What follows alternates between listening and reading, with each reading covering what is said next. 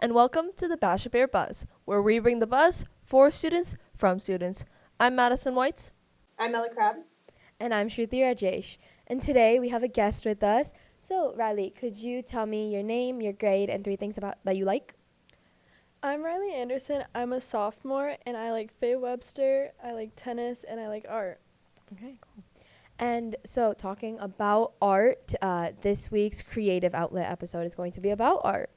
So, here, Maddie, do you want to start us off with questions? Yep. So, you guys have both been drawing. Like, how did you start? When did you start? And like, why did you start? So I started when I was like, I want to say 5 or 6 years old. I started because my stepsister at the time, she was really big on art, and I spent a lot of time with her, and like, she would just like, we'd watch a lot of shows together, and she'd show me how to draw the characters, and like, it just kind of, I fell in love with it because of how much I spent like watching these like shows with like that are animated and just doing it on my own. It was really fun. For me, I want to say probably similar to your age, 5 or 6 years old. My family is a very athletic family. No one really does art. I'm not saying I'm not athletic, but like no one really does art to the same capacity as me. So I kind of saw it as my way to be like a little bit different from everyone. And so I was like, wait, I want to take advantage of this. So I've been doing this for, again, since I was about 5 or 6, and I've been taking classes. Starting in high school, I started taking classes. But I pursued it on my own time, and then it also opened doors to different art outlets. Like I explored like theater at one point, film right now. And this is stuck though. The drawing and the painting has stuck with me, and it's my way to be a little bit different from my family. And so I like to show my creative side this way. But it's really helped me to be calm, like a calmer person, if that makes sense. Yeah. It takes my stress levels down in a big way. No, I've definitely heard. That's actually, I was going to ask about that. Do you guys feel like it's a stress buster? I've heard like a bunch of people say when they draw, they just feel like they get to their like happy place, their safe place kind of thing. Yeah, I feel like a lot of times when I paint, it's normally when painting, not as much drawing, but I feel like I kind of like get this peaceful feeling, like I'm able to just like go through like this motion, and it's like I'm kind of just so focused that I'm not really worrying about anything else.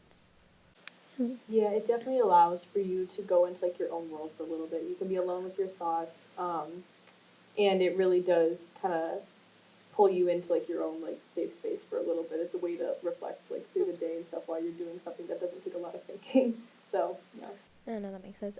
So you said you've been doing art since you were 5 years old, I believe. Okay, and it's your stepsister that got you into it. Mm-hmm. So like, did you like when you were younger? Did you like start like self-learning, or was it more like you went to classes, that kind of vibe? I did a lot of self-learning. Like, I kind of just, like, followed what my stepsister did, and just on my own, I would practice it a lot.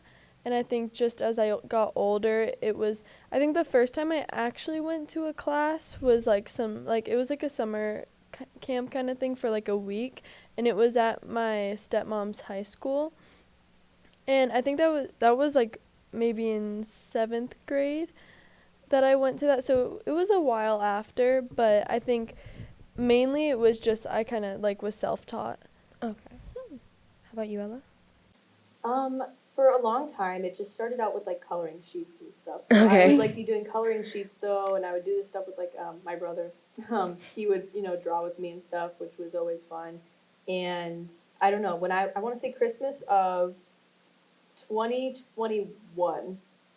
I got this thing. It's called a Smart Sketcher. What it did is you could get an app and you could project different drawings you wanted to put on there. So that's when I was like, wait, I can like take it up a notch and evolve from the coloring sheets and we can, make something cool. And I started to like have my own ideas and stuff that became they developed into like bigger projects where I was like, wait, like I can spend a lot of time towards these, make them really good.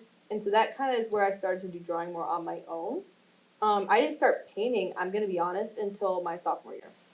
Oh, okay. I did not start painting, like, for a cause until sophomore year. So like about a year ago. Yeah. That's when you got started. Yeah. Okay. Yeah. So you both have been painting for like most of your life. What's like your favorite piece that you've made like so far? So I want to say my favorite piece is probably the car painting in front of us. It took me a very long time. Like I honestly, I know art is supposed to be like relaxing, but I think I've I've stressed a lot over that. Yeah. It took me like honestly like a month, like just working on it multiple times a week. Would have to like I worked on it in class because it was for in like a school, like an art project for my class. Mhm. And it like I had to go in after school, like I don't have a first hour, so I'd go in for my first hour. I'd spend pretty much all my free time working on it just to get it done. And it was definitely worth it. It's definitely a really good drawing, I would say, or painting. Absolutely. oh my God. Absolutely. Yeah. I'd say it's better than just good. Like, yeah, I feel like you can like see the time and effort that went into that. If you had brought that up to me and said, "Oh, this is a picture I took. I put a filter on it and printed it out on a canvas," I promise you, I would have believed you. I would have been like, "Okay, I see that. Makes sense. Nice picture." So yeah, it's so beautiful. Oh my God. Thank Yeah. you. Yeah. How about you? What's your favorite piece, Ella? My favorite piece is probably the one behind us right now. So my whole thing about this piece is it's based off a song. If anyone knows the song Drift Away, it's got a very I don't. Wait, sorry. what artist? What artist? You're probably not gonna know him. I don't even know him like by name, but I know I Oh? can tell you the song though. You might have to show me later. Anyways, the Mhm. song though, it gives like 70s vibes. Okay. So I hand drew all of this though, all this detail, and the prompt was my teacher was like, I want you to do something from an ant's eye view or bird's eye view. I was like, okay. I don't really know how I can make that happen because Yeah. I had to follow a sustained investigation, and I was like, all right. I did this from a bird's eye view, and I did a record player, and I was like, wait, that gives 70s vibes, and so I did a very like.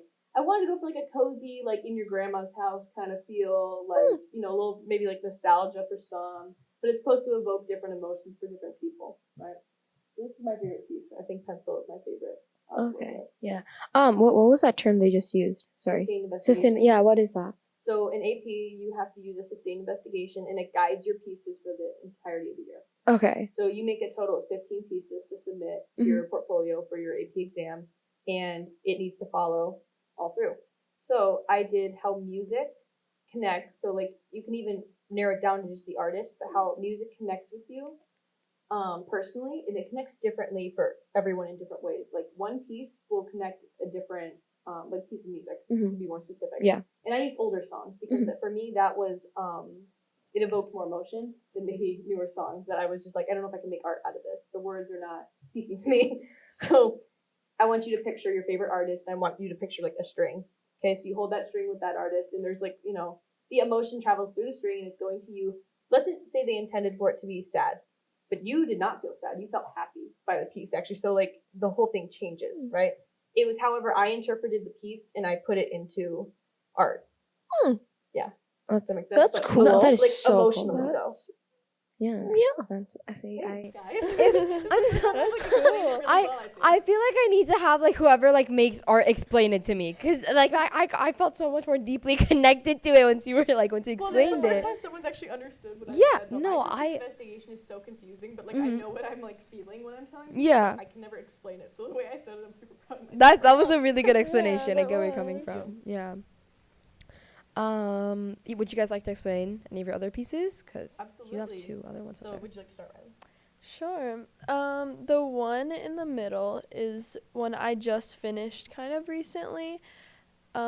It's basically I took a picture. The drawing is not picture. It's made out of charcoal, but I took a picture of a bunch of objects that I thought kind of like represented me in some sort of way.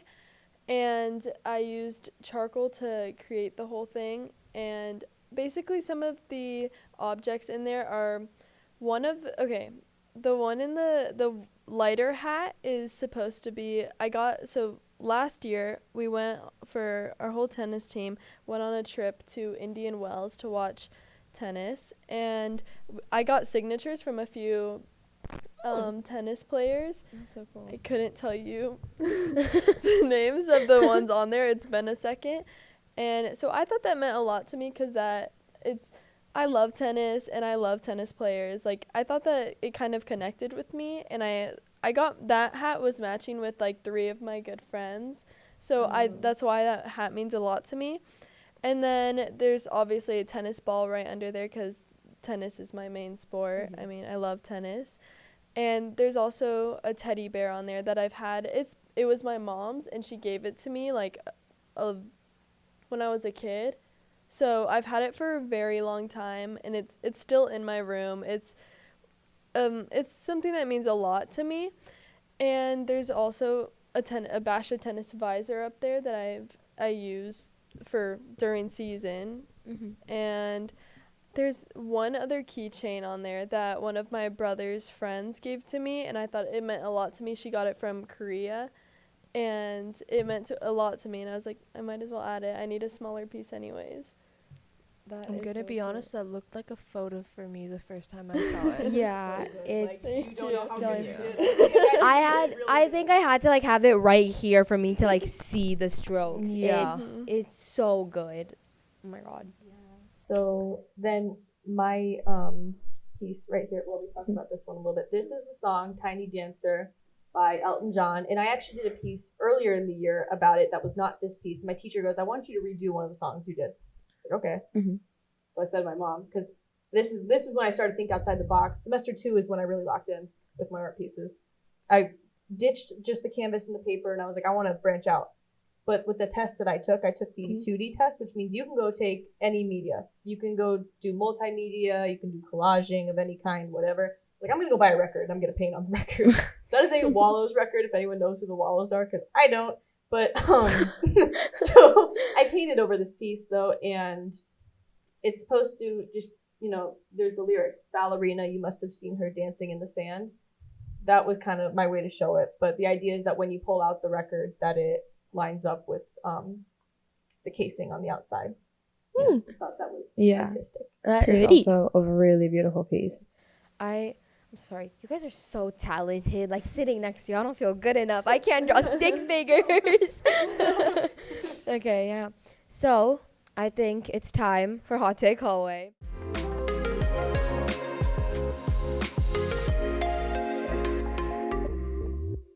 And for Basha, our homecoming was this weekend. So could you guys tell me some of your homecoming experiences? Like, what did you guys do this year or previous years? Absolutely. So at CT, Cherokee Trail, my old high school in Colorado, we did the first year. I remember my freshman year, we did a around the world homecoming, which was pretty cool because you got to go to different like photo booths that they set up in like our commons area. There was like Vegas upstairs, so they brought in like stuff to like gamble a little bit. It's not for money, which but Okay. good. But that was really fun though for like the idea. They had Florida downstairs, Hawaii, Paris, Hollywood. It was cool. And then the next year was my favorite dress.